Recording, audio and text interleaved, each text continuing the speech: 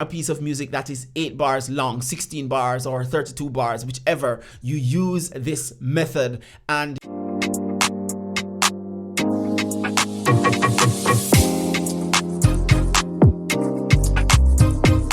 hello Saxo friends, Kadrian here, the Sax Habit Coach, bringing you the best practice tips, tools, and ideas to help you as a beginner saxophone player develop the practice habits and routines to master your saxophone faster. Now, my purpose is to serve, motivate, and to inspire you. So if it's your first time here, hit that subscribe button, tap that notification bell so that you can be notified whenever I upload a new video on this channel, and drop me one of these so that YouTube can share this content with others who are trying to be as awesome as you. So in today's video, I'll be sharing with you a method I call the Mozart's practice method. So while I was reading about Mozart some time ago, I came across this idea that his father Leopold would have 10 beans, right? And those 10 beans, so I'm going to use some beads here to demonstrate this idea. He had 10 beans, and while Mozart was practicing to play whatever composition he was playing or piece of music, he had 10 beans in his hand, and for every time that Mozart went through that piece, he would pass one of these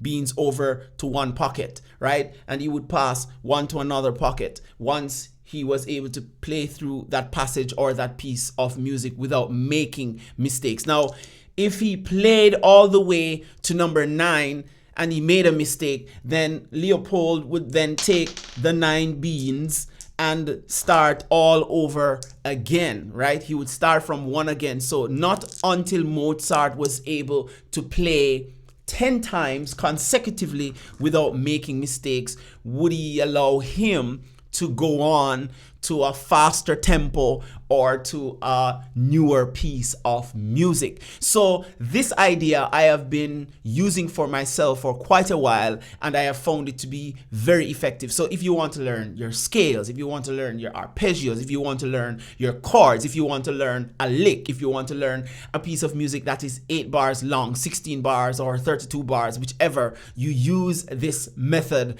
and you practice over and over. Now, in those days, they had to use the beans and they had to count 1, 2, 3, 4, 5, 6, 7, 8, 9, 10, right? We are in a technological age, and so what you can do is loop a track. I have left a link below, and you can check the cards above for the drum track that I'll be using to demonstrate this, and we'll be using a 2-5-1 chord progression, the most common chord progression in jazz.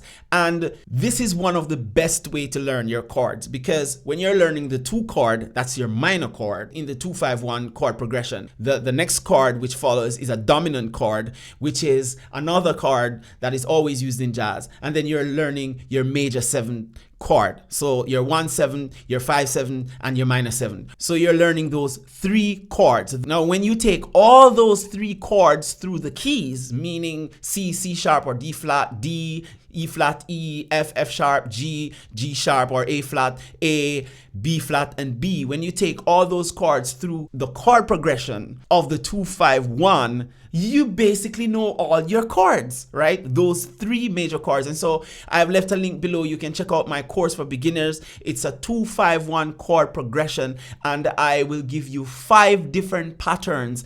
And in addition to that, you practice each pattern through all 12 keys using the Mozart practice method. And that way you will ingrain the ideas, you will ingrain them underneath your finger, so that when you're ready to improvise, you can improvise flawlessly, whether you're playing jazz, R&B, reggae, whatever. So I'm going to pull up a 2-5-1 chord progression in the key of C, and I'm just going to play through it 10 times to demonstrate how you would do it. And then once you learn it that way, then you can always speed up the tempo, or you can go to another key to learn the 2-5-1 in that key. And what you want to do essentially is stick to one pattern for those 10 times until you really nail it.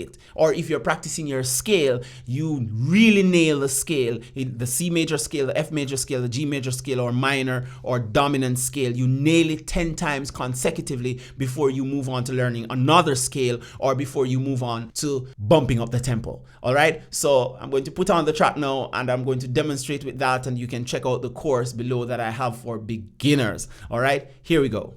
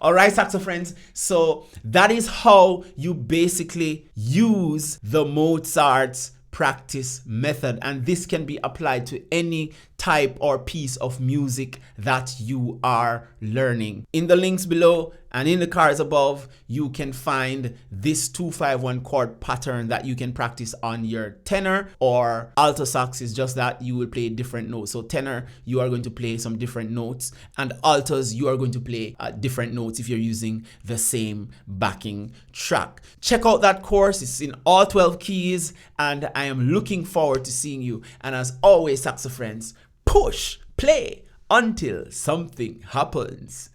Peace.